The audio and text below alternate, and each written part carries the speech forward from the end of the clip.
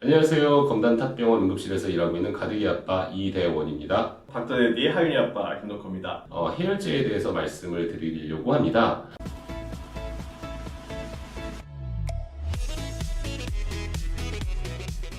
저희 아이도 어린이집을 다니고 있는데 어린이집에 다니다 보니까 한 친구가 감기에 걸리면 저희 가득이도 감기에 걸리고 저희 가득이가 감기에 걸리면 다른 친구들도 서로 주고받고 하는 것 같아요. 그러다 보니까 저희 가득이도 해열제를 달고 살거든요. 저희들이 흔히 접하게 되는 해열제는 프로스타글란딘의 생성을 막는 작용을 하게 됩니다. 해열제는 어떤 종류가 있을까요? 종류는 크게 두 가지로 구분을 할 수 있는데, 하나는 우리가 타이레놀이라고 알려져 있는 아세트아미노펜, 그 다음에 엔세이드라고 알려져 있는 물질들이 있는데, 이 엔세이드에는 예전에 잘 알고 계신 아스피린, 그 다음에 브루펜, 렉시브루펜 같은 계열들이 있습니다. 아세트아미노펜 같은 경우는 중추에서 프로스타글란딘의 생성을 억제를 하게 됩니다. 따라서 해열과 진통작용을 하게 되고요. 브루펜 같은 경우는 말초에서도 프로스타글란딘의 생성을 막아주기 때문에 해열, 진통, 소염작용까지 할 수 있게 되는 거죠. 우선 제일 많이 쓰는 거는 타이른으로 알고 있는 아세트아미노펜인 것 같고요. 시럽으로 되어 있기도 하고 알약으로 되어 있고요. 이 타이레놀 현탄액 같은 경우는 단일 성분으로 이루어져 있기 때문에 소화 위장 간에 부담이 적다라고 알려져 있어서 설사나 구토 같은 것들을 하고 있는 아이들한테 사용을 할 수 있다라고 알려져 있고요. 하지만 반면에 천식기나 아토피 같은 것과의 연관성이 있다라는 보고도 있었죠. 네, 그렇게 따지면 사실은 아스피린이 더 천식 유발이라든지 많이 먹으면 신장에 무리가 간다든지 위험성이 더 있지 않을까요? 아스피린 같은 경우는 소아에서는 잘 사용하지 않고 있고요. 타이레놀, 브루펜을 많이 사용하죠. 그렇다면 모든 반려는 해열제가 필요할까요?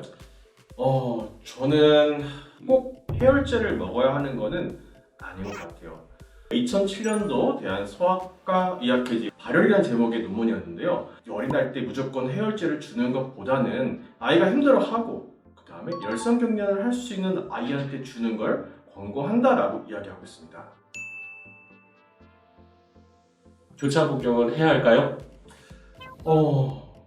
제가 찾아본 논문들이나 교과서에서는 그닥 교차 복용에 대해서 이야기하고 있지는 않아요. 근데 아이러니하게도 많은 보호자분들은 이미 교차 복용을 하고 있습니다.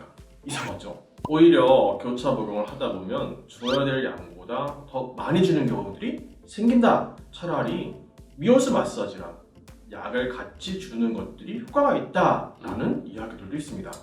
영국의 아동 발열 관리 지침에 따르면 교차 복용은 열 때문에 아이가 굉장히 불편해 한다라면 해열제를 줄 수 있고, 그 해열제를 줬는데도 불구하고 불편함이 해소가 되지 않는 경우에 다른 계열의 약을 줄 수 있다라고 얘기를 하고 있고요. 두 번째로, 다음 약을 먹기 전에 아이가 다시 불편해 한다라면 그때 한해서 교차 복용을 하는 것이 좋다라고 이야기를 하고 있습니다. 부모님들이 이걸 봤을 때 편하게 먹이란 얘기일까요?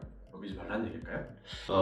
저 같은 경우는 그래요. 제가 가득이한테 해열제를 먹이는 기준은요, 38도 이상인 경우에 해열제를 먹이고요.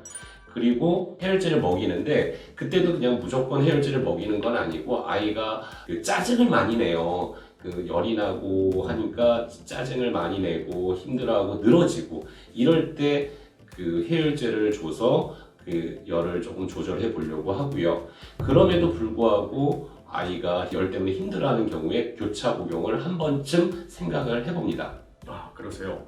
저도 사실은 교차 복용을 잘 사용하고 있어요. 저희 하윤이한테 열이 나면 가득이처럼 짜증을 많이 내고요. 밥도 안 먹고 잠도 잘 안 자려고 하니까 힘들어해서 저도 교차 복용을 하고는 있습니다. 마지막으로 해열제 교차 복용하는 방법에 대해서 설명을 좀 해주시겠어요?